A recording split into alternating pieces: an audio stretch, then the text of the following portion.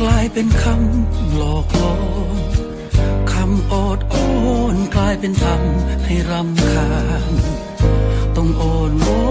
นขอพบหน้าเธอเหมือนขอเศษทางปรากฏตัวให้เธอเห็นทีใดเธอร้อนใจรีบทักทายแล้วเดินผ่านไม่มีแล้วยิ้มแห่งความสุขตลอดกาลโอ้โอ้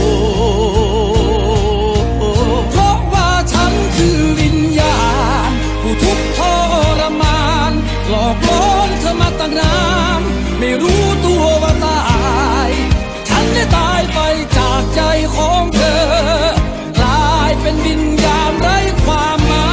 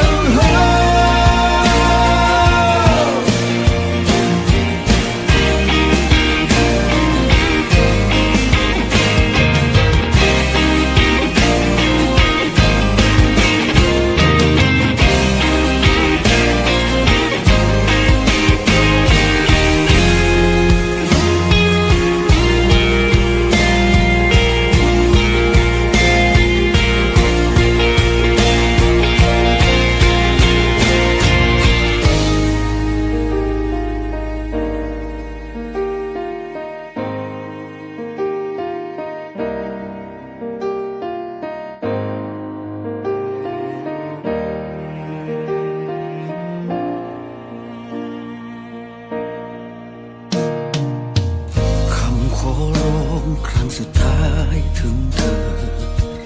คำพูดเธอจะปล่อยฉันไปได้บอกมาเลยว่าหมดรักให้กันฉันควรต้องไปให้ฉันนั้นเป็นวิญญาณให้ฉันนั้นเป็น